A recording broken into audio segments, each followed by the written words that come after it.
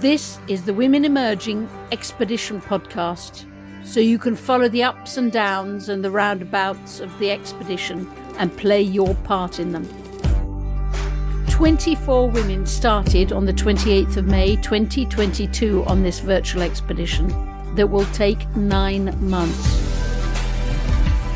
We are women from across the world determined to find an approach to leadership that resonates with women.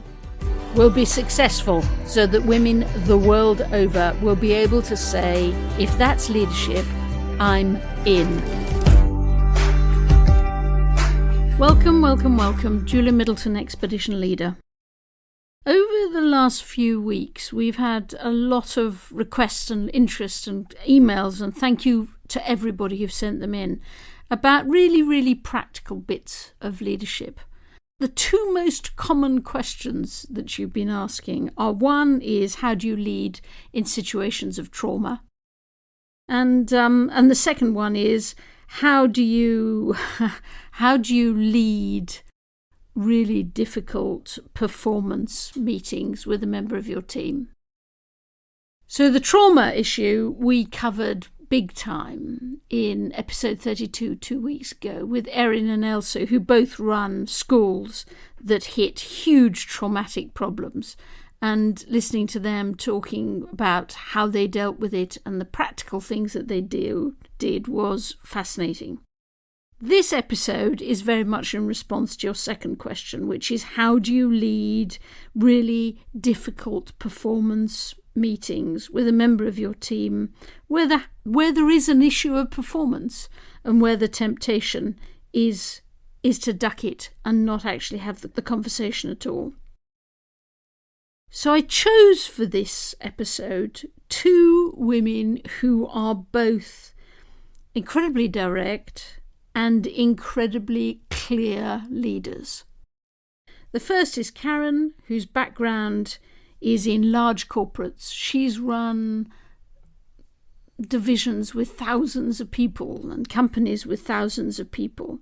She's a really clear, concise thinker, as is Monica, who's ran very large schools, who's been the leader in very different situations, but both of them, as you'll see, have very much the same messages. So I thought with Karen, I would go through sort of loosely what you need to do before the meeting. And then with Monica, focus maybe on what you do during the meeting. And Karen is very clear that if the difficult conversations are ducked, you build up problems for yourself as a leader, that you must not avoid performance issues. You've got to deal with them professionally, clearly, and honestly as a leader. Over to Karen. Sort of have this line that if we ignore difficult conversations, we're mortgaging the future, because those problems don't go away. And if we don't discuss them, we don't address them. And if we don't address them, they continue. We start with ourselves, because your motivation for that difficult conversation needs to be pure. It's quite easy to get wrapped up in why you're having them. Is the person actually wrong? Or do you just think your way is better and you want them to do it your way? And those are two very different conversations. Do you genuinely care about the person you're speaking with, or do you just want to win some ongoing tit-for-tat feud between the two of you over whatever it is you're just discussing? Do you want somebody to just like you, so you avoid the conversation and you pussyfoot around and you don't actually deliver your message because you're scared of upsetting them, or emotional roller coasters we go on while we're having them? So it has to start with you, right? No matter who you're talking to and what the difficult conversation is, you start with yourself first. Why am I having this conversation? What is the goal I want to achieve as a result of it? And then what is the groundwork I have to put in so I can make this conversation happen as painlessly as possible?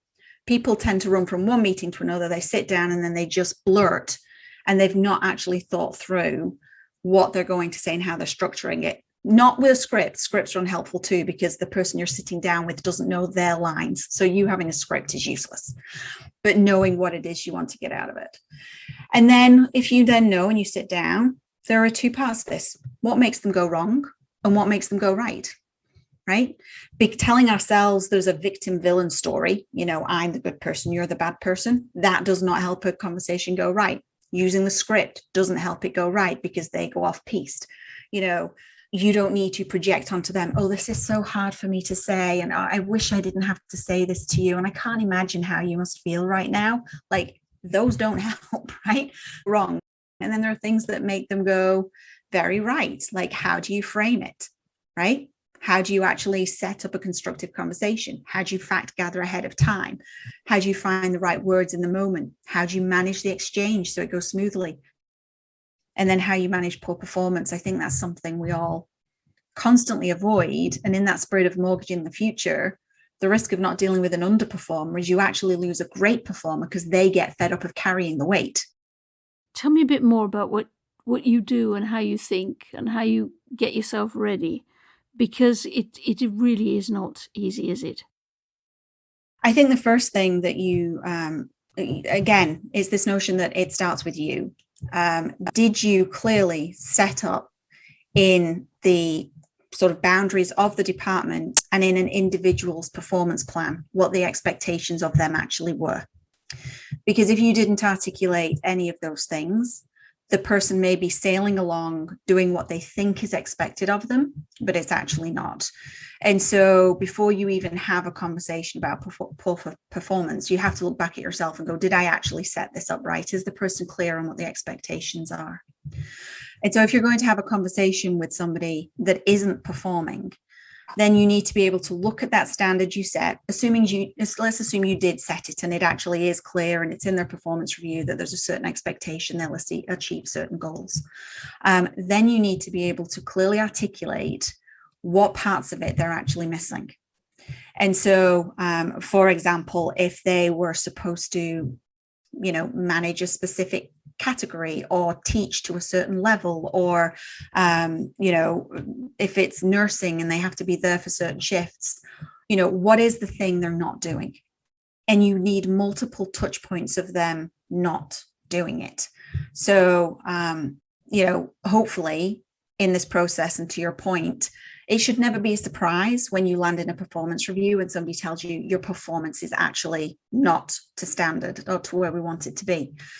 Hopefully along the way, on those weeks when you perhaps have been late too many times, or even if you have an issue at home and there's a very valid reason why you haven't been there, have you had a line of communication? Have you spoken to the person? Have you helped them problem solve? If it's a skill thing, for example, and they're just not getting as much work done as their peers, have they been properly trained, right? You have to have been offering them through the process opportunities to improve and get better.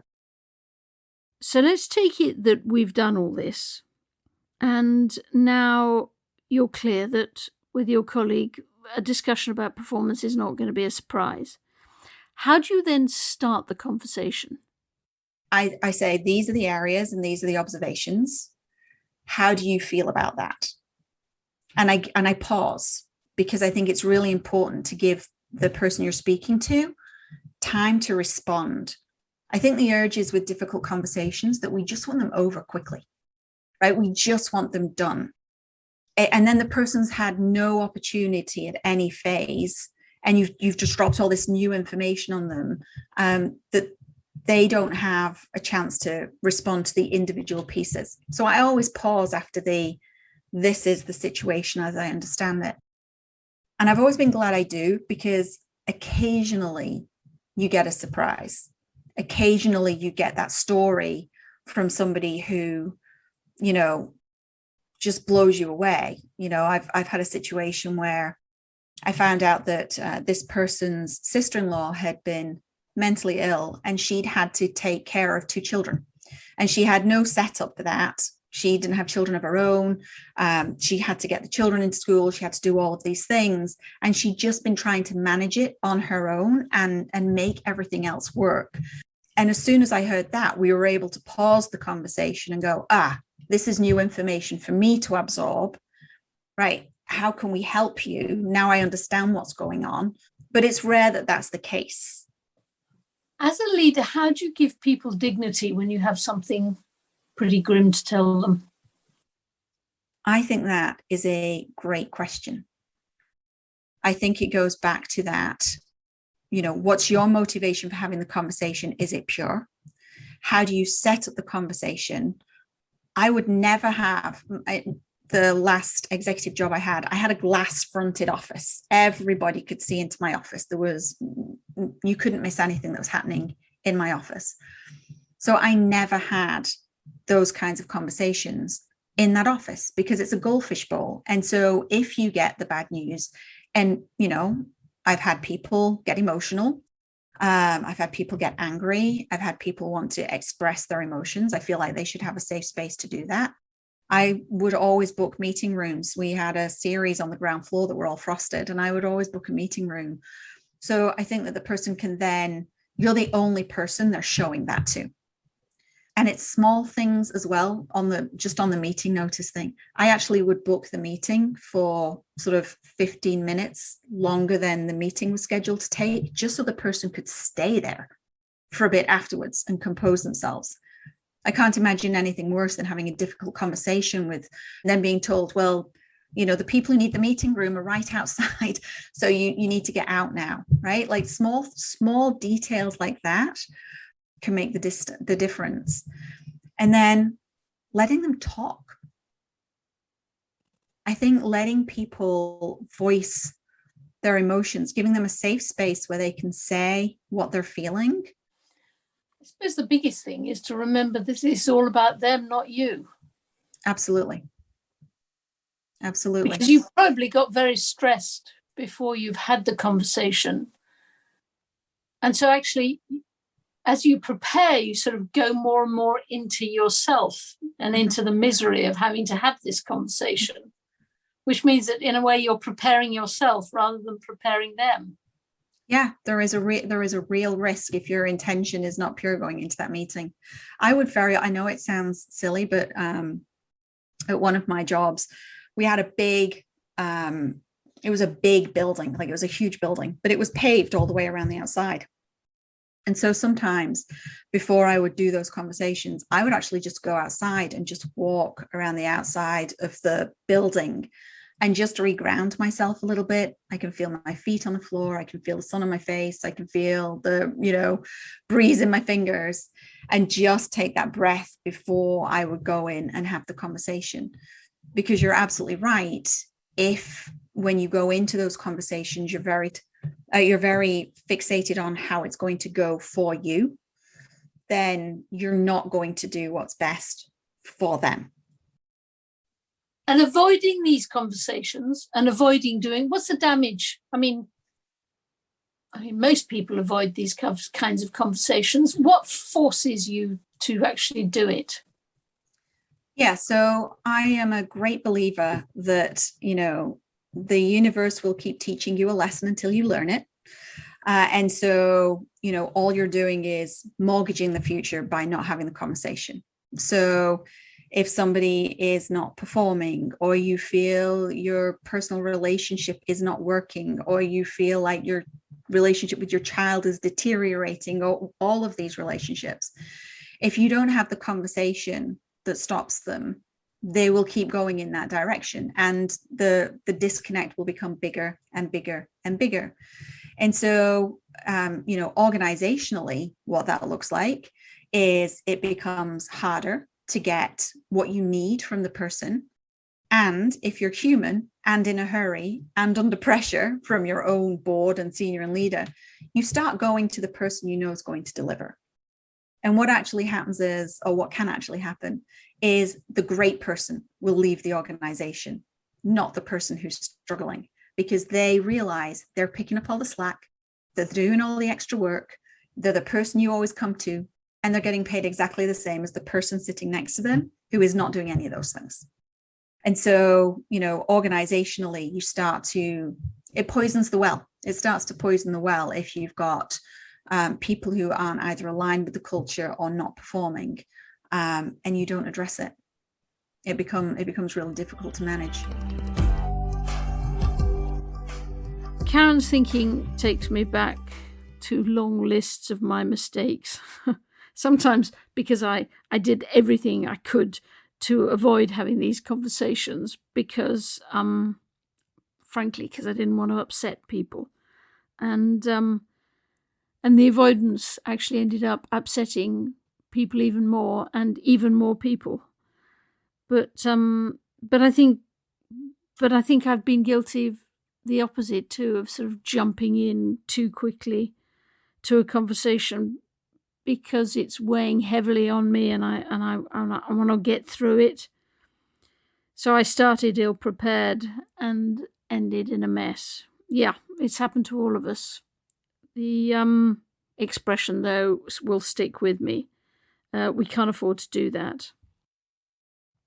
I also think we can't afford to do that because it's not right to question somebody's performance in your own head and not share it with them, because then you don't give them the opportunity to turn things around and put things right and succeed in the job.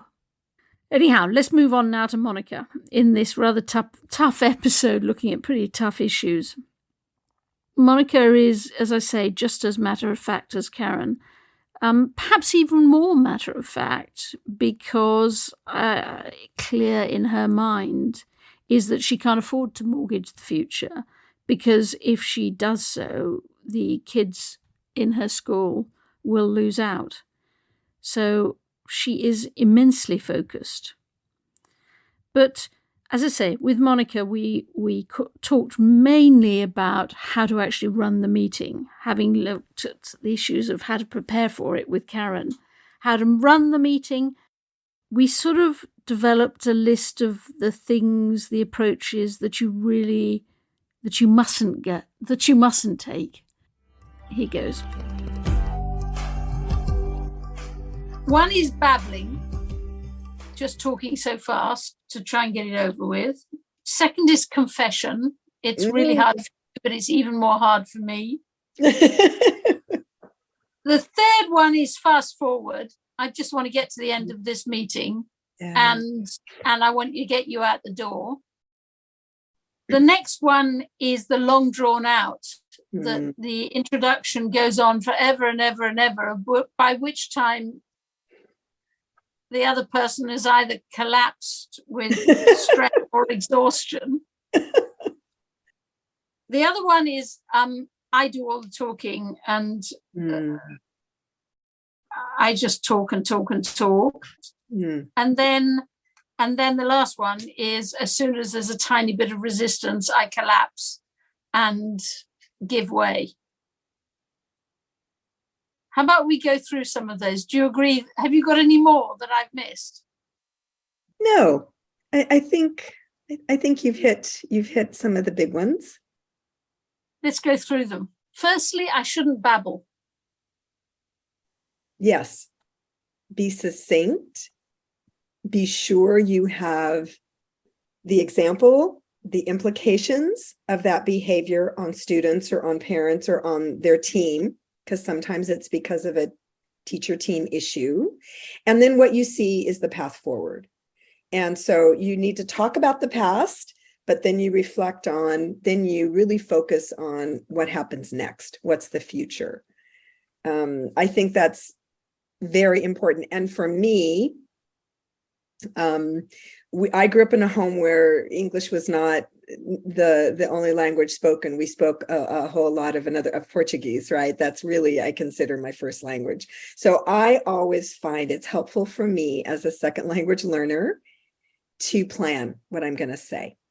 And sometimes it was just a couple of minutes of some key points I wanted to be sure. Other times I actually had some notes in front of me.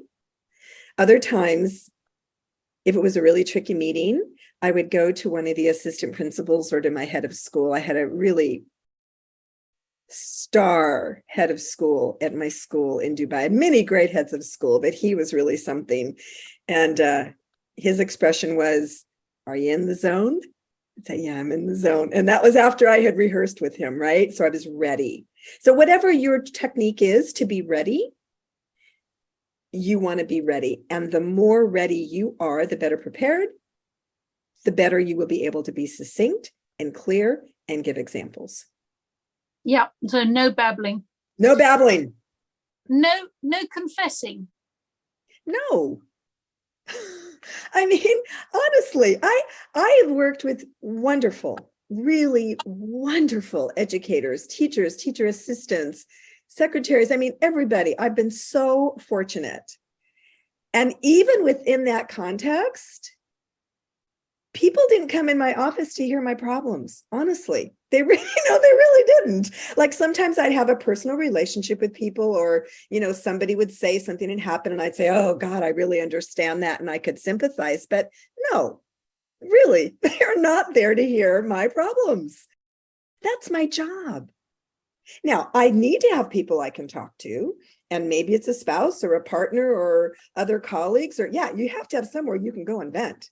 And I sometimes that would be my administrative assistant, and I'd say, oh, I had a really bad day. You got to really protect me today, right?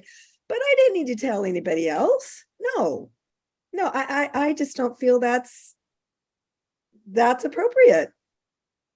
Got it. So the next one is the fast forwarder, who fast forwards everything. So the reason I think you need to be very careful about that is this is pretty heavy stuff you're sharing, right? You're talking about someone's performance in their job. And so if you're rushing somebody, I think the message you're giving them is, this really isn't important. I'm telling you, get on with it. You as a person are not very important to me. I have things to do. Sorry, gotta go. Like that, I don't think that is going to instill in them the sense that you are partnering with them, that you are there to support them in whatever shift they need to make. I think that's a bad message. As is prevaricating, the opposite. Yes. Sort of taking so long to make the point that. Well, again, this is not about me and what Monica wants.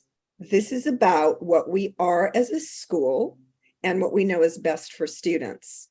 So the clearer I am in expressing what the expectation is and how we're going to move forward, the better it's going to be for everybody. And the more the attention is put on next steps and how to support that person, that's really what they need to leave with. Clear expectation of clear understanding of what's expected and how you are going to help them to get there and what they need to do. Like that has to really be the core of the conversation. So yeah, too much talking. And again, I'm a talker, Julia. I can talk.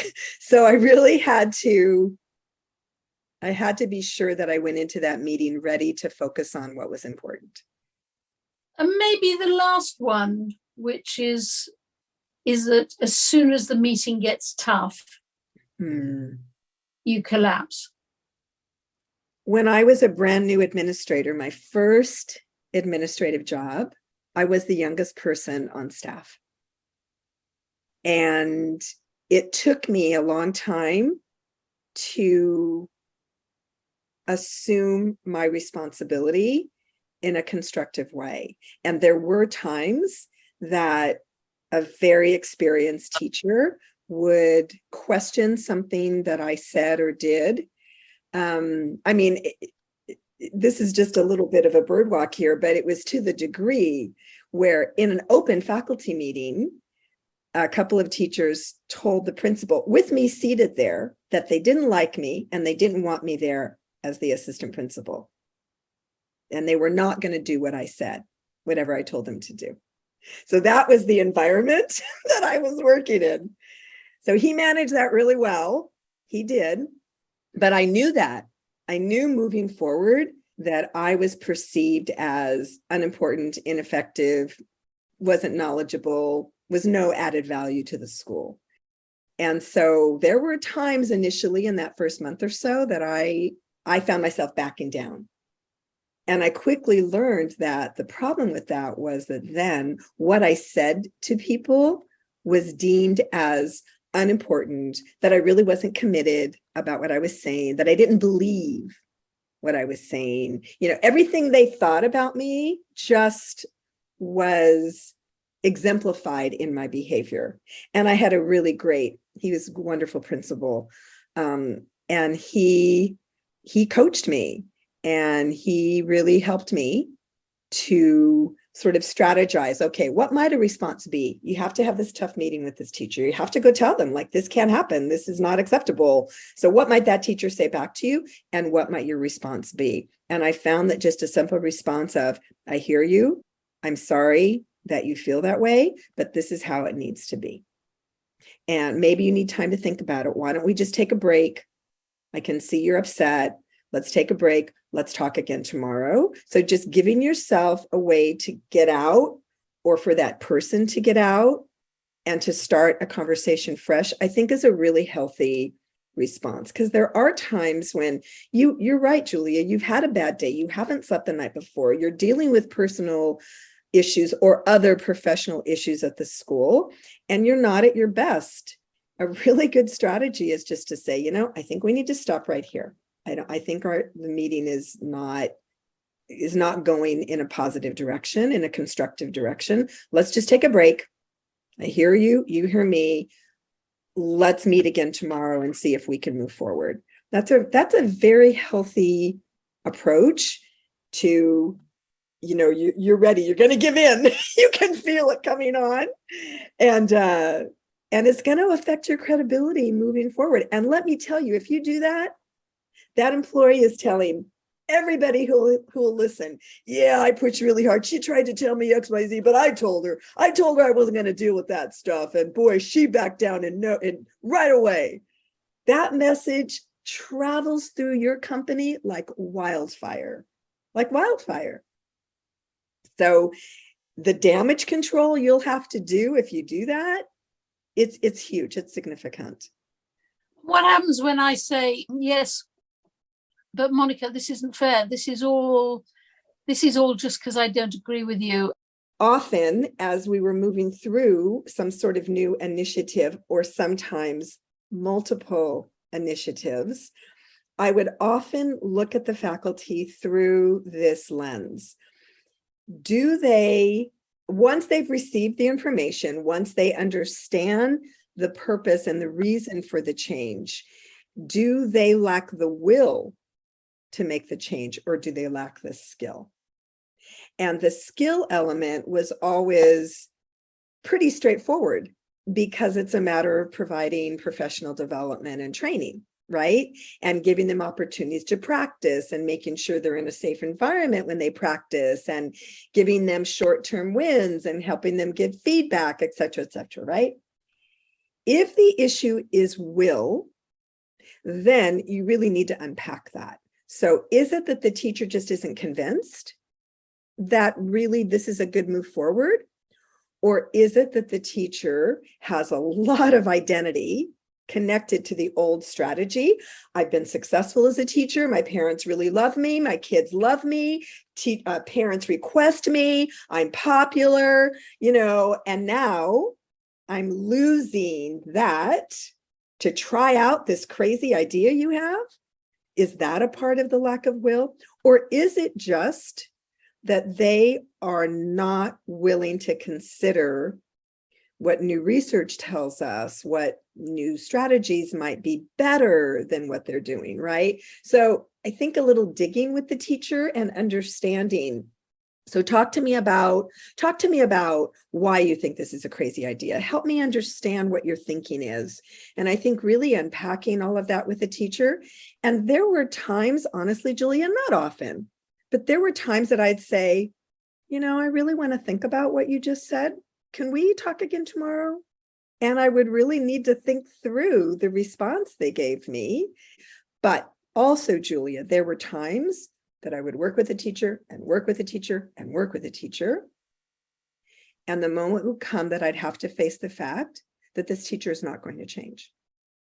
And it was either their will, that they were unwilling, or they just were unable to shift their practice. No matter how much support we gave them in training, they just were not shifting their skills. And that, I think, is the hardest conversation of all, that you will support.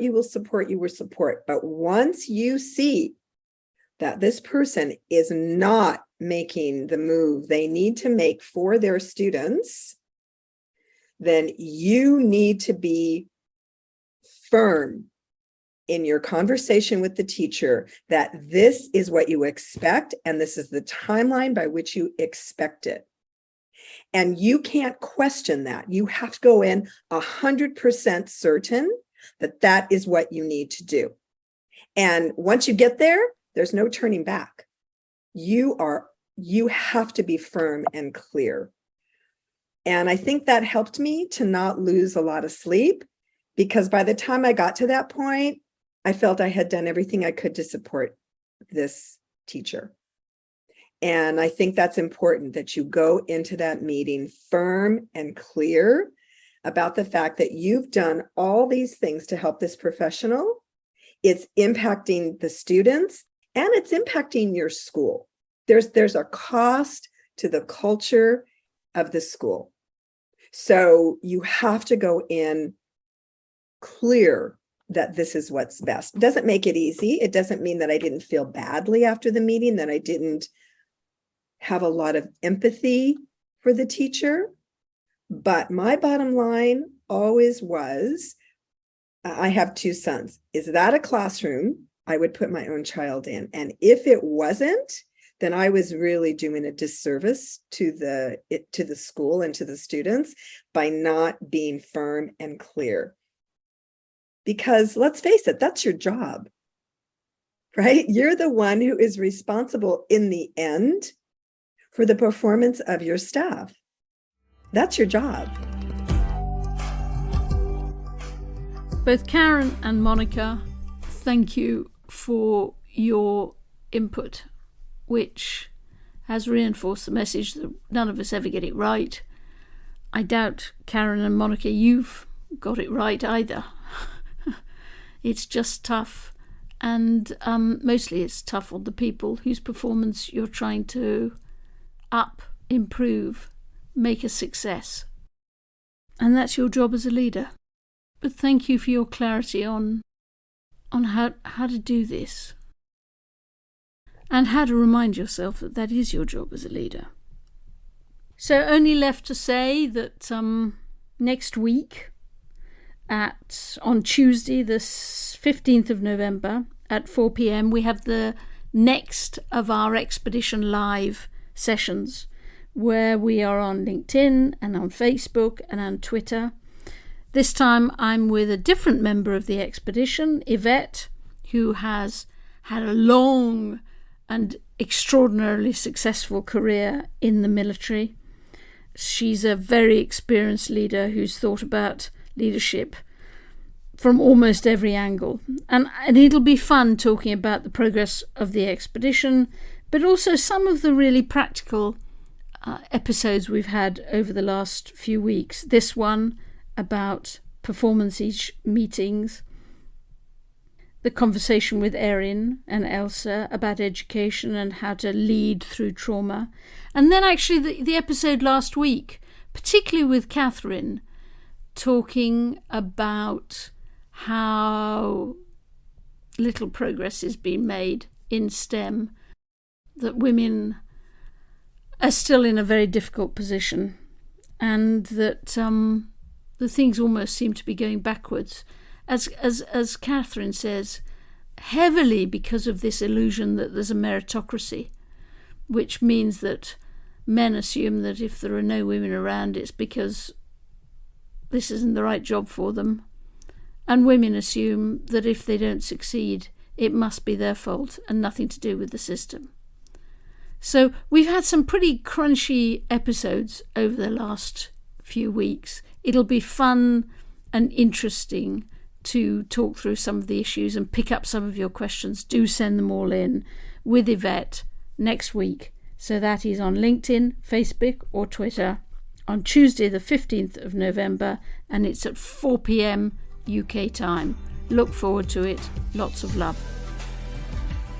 Thank you for listening to the podcast. We would love you to follow the expedition and provide your own stories and perspectives. You can do this by subscribing to this podcast and joining the Women Emerging group on LinkedIn, where you can have your say.